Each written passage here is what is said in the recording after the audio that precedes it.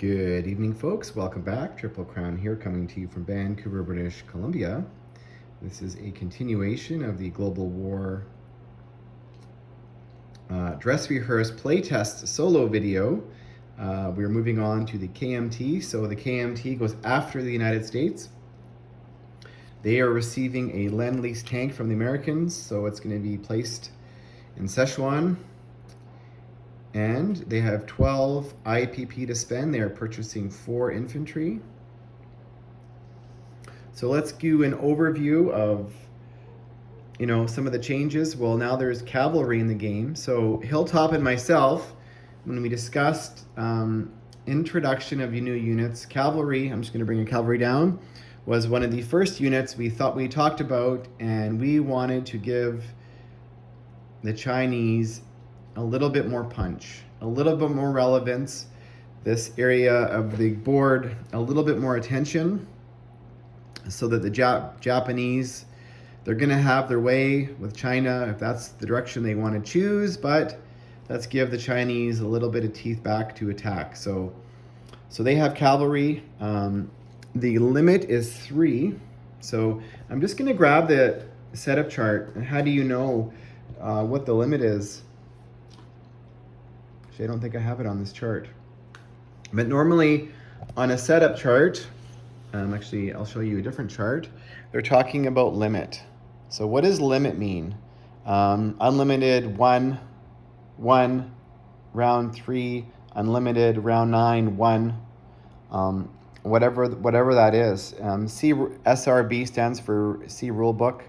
Now when they say 3, that means that if you have 3 on the board, you cannot purchase any more that turn. So that's sort of sums up that. The Chinese, and they can only be Lend-Lease 2 tanks in the game. They now can purchase artillery if the Burma Road is open. They still have the P-40 Flying Tiger. They have an air base in Szechuan. They have a AAA in Szechuan.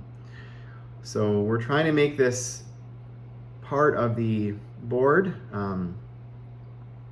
a bit more active, a bit more fun to play for as the Chinese player. Now, some of the rules we've changed a little bit. I think there used to be a placement limit. So on original Chinese controlled territories, China could only place a maximum of 5 units per territory. We thought that was, at least for me, I thought that, didn't like that. So there's now, even if it's a territory, an original Chinese territory that the KMT capture, they can place as many new infantry as they like. Now, armor, artillery can only be placed in Szechuan if the Burma Road is open.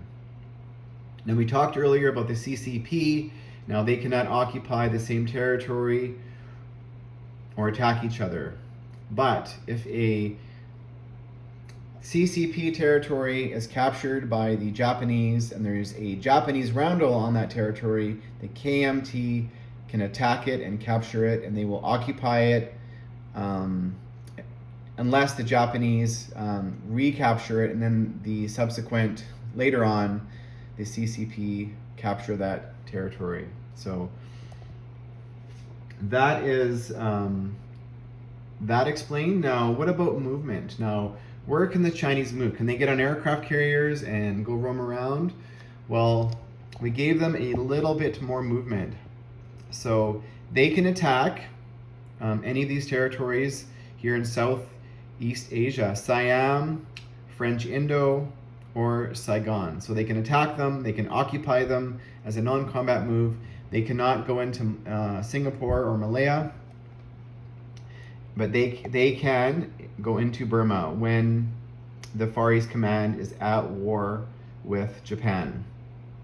They cannot go any further. They cannot go into Bangladesh. They can, however, go into Hong Kong or any of these territories up here, including Korea. So that is the movement of the Chinese.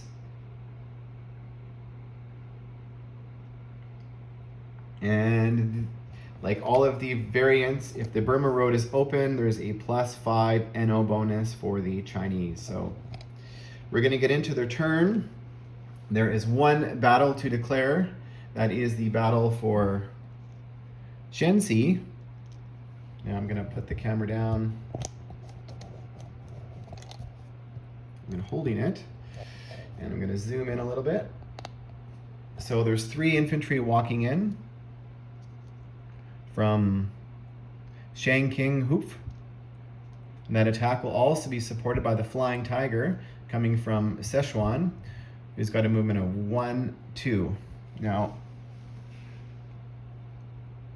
I'm not going to put a fuel gauge dice on because I know he's going to land, I already know where he's going to land, which is in Changqing Hoof.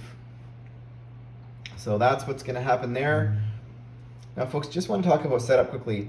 I placed the cavalry purposely back here because I did not want them to impact the opening setup from the original too much. Okay, that's why they're back there. So on round 1, they're not going to be relevant. Okay, so just an FYI, that's why I decided to put them there. Now we can roll some dice. Where are we going to do this? Let's do it right here. Try and find a spot. We'll zoom out a little bit. So we have 2 at 2, or 3 at 2, sorry, attacking, and 1 at a 7. And there are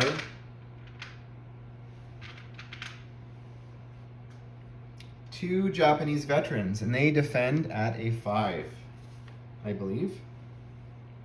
They're deadly. Those Japanese veterans they're deadly. I know whenever Hilltop loses one, he's he doesn't like it. It's like, no, leave the veterans alone. Whatever, he'll capture Calcutta and he'll lose if one of his veterans dies. So he's very protective of his veterans. Kind of funny how you pick up on these tendencies of your friends and opponents. So the Americans scored, the American scored a hit with their fighter, and one of their infantry scored a hit, and the Japanese rolled blank. So that is wonderful for the Chinese because,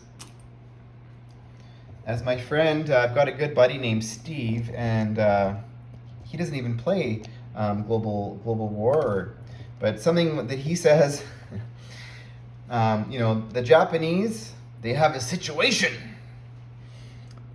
So anyways, he doesn't say Japanese, he just says the word situation, and it always makes me laugh. So Shenxi has been liberated.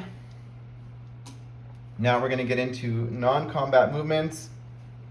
We are going to leave 1 infantry behind in Yunnan, and 1 infantry from Yunnan is going to go into Kwaichao, and 1 infantry is going to back up into Sichuan, and everything from Sichuan is going to go into this territory here, that's where the fighter's going to land. That's Chungking Humph, and the cavalry are going to blitz through, move into that territory as well. The artillery is joining. Now, placement of new units. I think we're going to be bold, and I think we're going to place all 4 in Shenxi. So that is a situation now for the Japanese. They've got the Russians up to the north, the Communist Chinese coming in, and now they have the KMT to deal with as well. That was the plan. That's why everybody came in.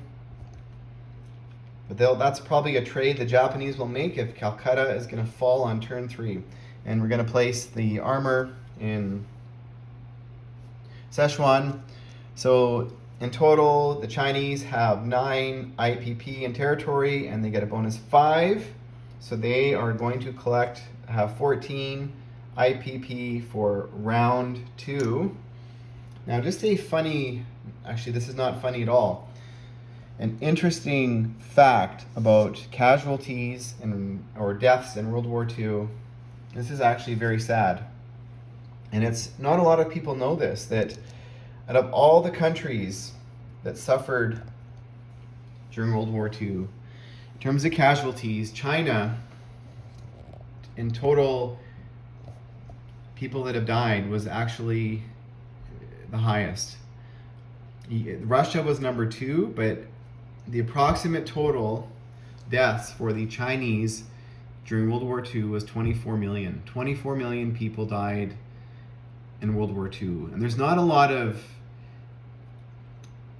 movies about things happening in World War II in regards to China. There is a few, but not as many as the European theater. But it's sort of an area of World War II that doesn't get a lot of attention, at least not as much as other parts. But I just wanted to acknowledge that and point it out. This was a brutal conflict between the Chinese, KMT, and CCP and the Japanese. So I just wanted to point that out, folks, as a fact in history, and acknowledge that the Chinese suffered greatly. So thank you for watching, folks, and stay tuned for Italy's up next. So stay tuned for Italy.